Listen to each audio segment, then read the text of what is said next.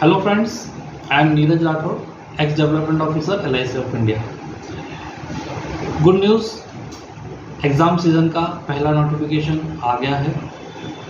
IBPS, RRB, PO और clerical दोनों का नोटिफिकेशन आ चुका है। आप लोगों को ये बात पता चल चुकी होगी। नोटिफिकेशन के बारे में थोड़ा सा डिटेल आपको देना चाहूँगा। डिटेल स्टार्ट करने के पहले आप चैनल को सब्सक्राइब कर लीजिए और वीडियो को लाइक कर दीजिए। नोटिफिकेशन के बारे में जो भी आपके डाउट्स हैं, जो भी आप पूछना चाहते हैं, जो भी क्वेरीज हैं, वो आप कमेंट सेक्शन में लिखिए। मैं कोशिश करूंगा उसके जवाब देने की। दोस्तों, सबसे अच्छी बात तो ये है कि इस बार नंबर ऑफ वैकेंसीज काफ़ी ज़्यादा है। लास्ट ईयर 8000 के आसपास वैकेंसीज डिक्लेयर की गई थी। इस बार ऑफिस असिस्टेंट और स्केल 1 मिलाकर करीब 9260 वैकेंसीज IBPS ने डिक्लेयर की है। और उसके अंदर भी काफ़ी सारी बैंक्स ने, आपने अगर नोटिस किया हो तो काफ़ी सारी बैंक्स ने वैकेंसीज अभी डिस्क्लोज नहीं की है, तो ये वैकेंसीज और बढ़ने के चांसेस हैं। अगर ऑफिसर स्केल 2 और 3 को मिला लिया जाए तो करीब 10,000 से ज़्यादा वैकेंसीज IBPS ने डिक्लेयर की है, जो कि आगे और बढ़ेगी। ये तो हो गई वैकेंसीज की बात। अब हम नोटिफिकेशन के डिटेल्स के बारे में बात करते हैं। दोस्तों, मैं आपको बताना चाहता हूँ कि एज का क्राइटेरिया सेम है, 18 to 28 years for office assistant और 18 to 30 years for officer scale 1। जो कट ऑफ डेट है वो 1 जून 2024 है, मतलब 1 जून 2024 को आपकी एज ऑफिस असिस्टेंट के लिए 28 ईयर्स से ज़्यादा नहीं होना चाहिए और 1 जून 2024 को आपकी एज 30 ईयर्स से ज़्यादा नहीं होना चाहिए ऑफिसर स्केल 1 के लिए। तो ये आप अच्छे से नोट कर लीजिए और देख लीजिएगा आपकी एलिजिबिलिटी।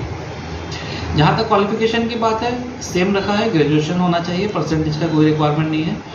क्वालिफिकेशन के लिए कट ऑफ डेट जो है वो 27 जून, मतलब एप्लीकेशन की जो लास्ट डेट है वो IBPS ने रखी है 27 जून 2024 तक आपका ग्रेजुएशन कंप्लीट हो जाना चाहिए। जो लोग फाइनल ईयर में हैं, अगर उनका रिजल्ट 27 जून तक आ जाता है तो वो भी इस एग्ज़ाम के लिए एलिजिबल होते हैं। नोटिफिकेशन में लिखा हुआ है कि आपके मार्कशीट की, आपके सर्टिफिकेट के ऊपर जो डेट है वो वैलिड होगी, लेकिन अगर आपको मार्कशीट नहीं मिलती है या सर्टिफिकेट नहीं मिलता है तो भी अगर 27 जून तक आपकी यूनिवर्सिटी ने ऑनलाइन रिजल्ट डिक्लेयर कर दिया है तो उसका एक सर्टिफिकेट यूनिवर्सिटी से बनवाकर वो भी आप प्रोड्यूस कर सकते हैं, वो भी वैलिड होगा, वो भी माना जाएगा कि आपका रिजल्ट, आपका ग्रेजुएशन 27 जून 2024 तक कंप्लीट हो चुका है। ठीक है। अभी मैं आप लोगों से रिक्वेस्ट करूँगा कि अभी फॉर्म भरने में इतनी जल्दबाजी मत करिए, अभी टाइम है, अभी नंबर ऑफ वैकेंसीज देख लीजिए।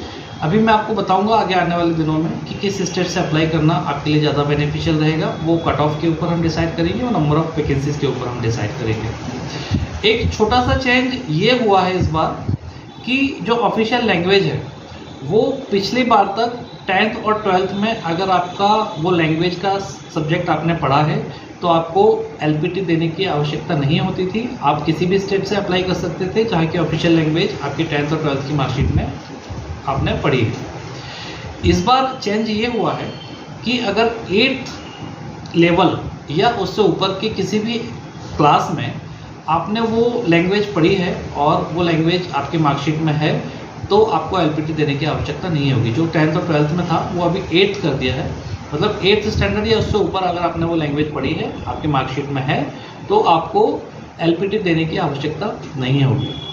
तो एक छोटा सा चेंज हुआ है। एक और मैं बात, इन्फॉर्मेशन इम्पॉर्टेंट आपको देना चाहूँगा। कुछ लोगों को, जो गर्ल्स हैं, जो लेडीज़ हैं, जो विडोज़ हैं, जो डिवोर्स्ड हैं, जो लीगली सेपरेटेड हैं, उनके लिए भी एज रिलैक्सेशन ऑफिस असिस्टेंट की वैकेंसीज में दिया जाता है, हमेशा दिया जाता है, इसमें कुछ नया नहीं है, लेकिन फिर भी मैं मेंशन कर रहा हूँ, कई लोगों को इसके बारे में पता नहीं होता है। तो जो विडोज़ और लीगली सेपरेटेड डिवोर्स्ड लेडीज़ हैं, गर्ल्स हैं, उनके लिए एज रिलैक्सेशन है। जनरल कैटेगरी में 35 ईयर्स तक, जनरल और EWS दोनों कैटेगरीज में 35 ईयर्स तक आप अप्लाई कर सकते हैं। OBC कैटेगरी में 38 ईयर्स तक आप अप्लाई कर सकते हैं और SC ST कैटेगरी में 40 ईयर्स की एज तक आप ऑफिस असिस्टेंट की पोस्ट के लिए अप्लाई कर सकते हैं। ये रिलैक्सेशन आप लोगों को दिया जाता है, ये आप हमेशा ध्यान रखिएगा। ये इस नोटिफिकेशन में भी मेंशन किया गया है। All the best.